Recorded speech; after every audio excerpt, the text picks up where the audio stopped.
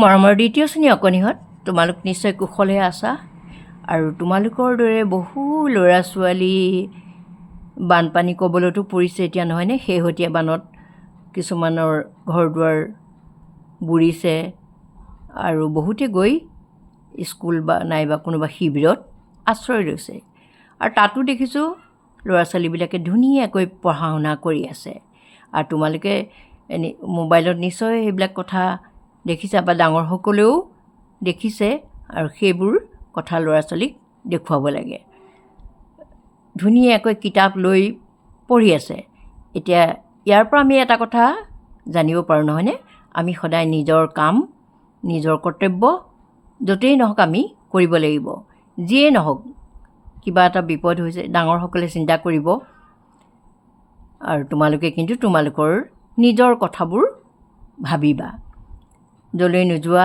ফুৰিবলৈ গ'লেও কিতাপ এখন হাতত লৈ যাবা তেনেকুৱা কিবা প্ৰাকৃতিক দুৰ্যোগ আহিলেও তোমালোকে প্ৰথমতে তোমালোকৰ নিজৰ কিতাপ পত্ৰখিনি ভালকৈ সংৰক্ষণ কৰিবা সেই কথা কিন্তু পাহৰি নাযাবা ঠিক আছে মই আজি তোমালোকলৈ এটা পুনৰ আলোচনাৰ পাঠ লৈ আহিছোঁ তোমালোক আটাইয়ে সাজু হোৱা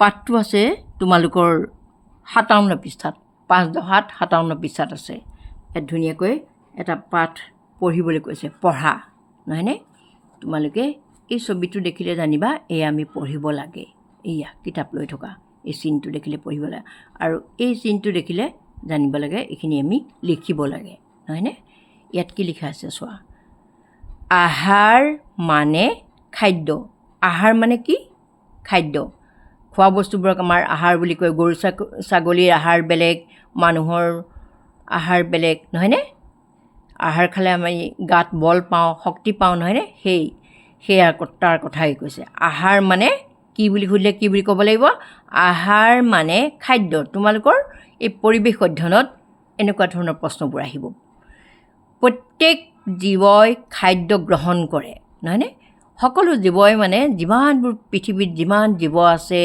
জীৱ থকা বস্তুবিলাক প্ৰাণীবিলাক আটাইবোৰে কিন্তু খাদ্য গ্ৰহণ কৰে কেনেকৈ গ্ৰহণ কৰে মানুহে যেনিবা তোমালোকক মা দেউতাহঁতে যোগাৰ দি খুৱায় নহয়নে আকৌ গৰু ছাগলীবোৰে নিজে নিজে বিচাৰি বিচাৰি ঘাঁহ গছ পাতবোৰ খায় মাছেও পানীত নিজে বিচাৰি বিচাৰি খায় নহয়নে একেবাৰে অকণমানি পৰুৱা এটাইও কি কৰে নিজৰ আহাৰ নিজে গোটাই খায় গতিকে আমি বুজি পালোঁ যে প্ৰত্যেক জীৱকে আহাৰ লাগে আৰু প্ৰত্যেক জীৱই খাদ্য গ্ৰহণ কৰে মানে খায় তাৰপিছত চোৱা খাদ্যৰ বাবে মানুহে প্ৰকৃতিৰ ওপৰত নিৰ্ভৰ কৰে খাদ্যৰ বাবে মানুহে প্ৰকৃতি আমাৰ হৈছে পৃথিৱীখন নহয়নে এই প্ৰকৃতিৰ ওপৰত নিৰ্ভৰ কৰে গছ বন ভৰা ধুনীয়া এই পৃথিৱীখনৰ ওপৰতে আমাৰ মানুহে খাদ্যৰ বাবে নিৰ্ভৰ কৰে কেনেকৈ নিৰ্ভৰ কৰে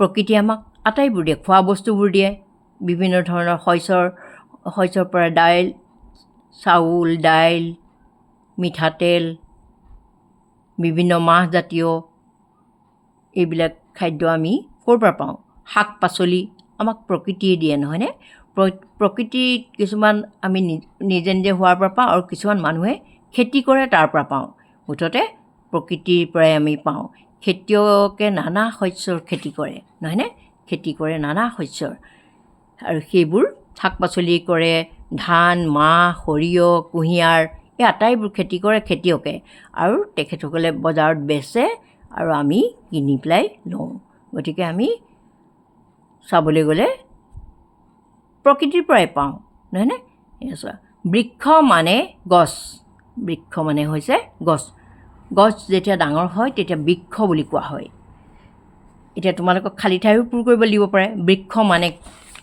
বৃক্ষটো নিদি পেলাই মানে গছ এইটো খালী ঠাই পূৰ কৰিবলৈ দিব পাৰে এইটোও দিব পাৰে খালী ঠাই পূৰ কৰিবলৈ গতিকে পৰিৱেশ অধ্যয়নত এইবিলাক প্ৰশ্ন আহিব বৃক্ষ ৰোপণ কৰাটো আমাৰ কৰ্তব্য তোমালোকেনো 5 জুনৰ গছপুলি ৰোৱাই নহয়নে আৰু মাজে মাজে বিদ্যালয়ত ৰুইয়ে থাকা গুণীজনে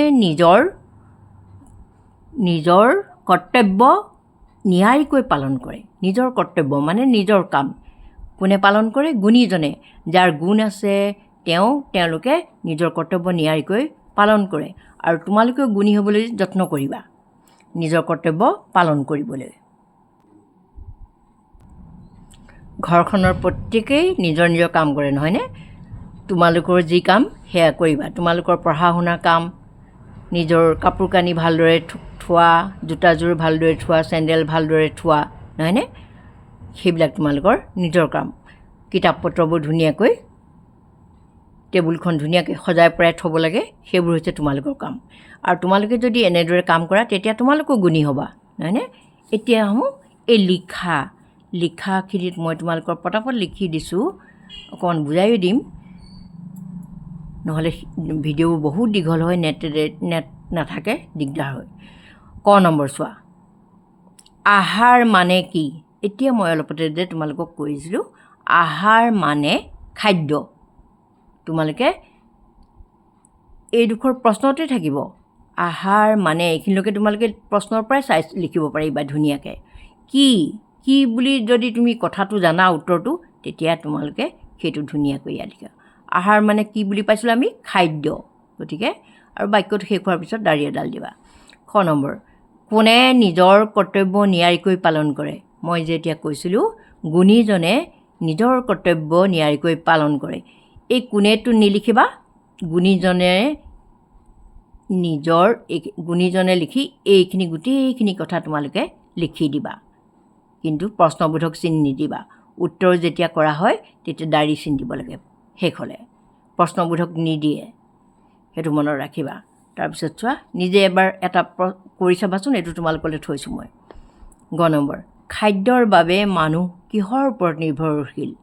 খাদ্যৰ বাবে, এয়া চোৱা, এইখিনিলৈকে একেই লিখিছোঁ চোৱা, খাদ্যৰ বাবে মানুহে, খালি মানুহ নহয় দেই, যেতিয়া আমি উত্তৰ লিখোঁ মানুহে বুলি ক'ব লাগিব।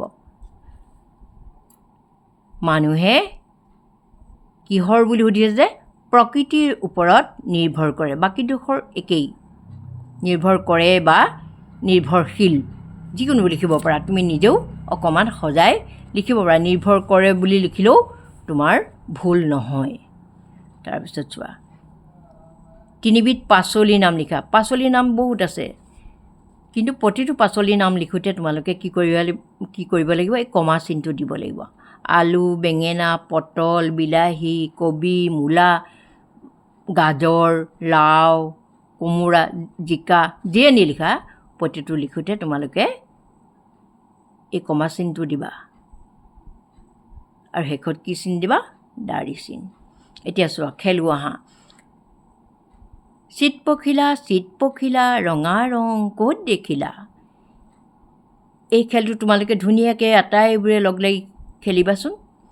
চিত পখিলা ৰঙা ৰং ক'ত দেখিলা?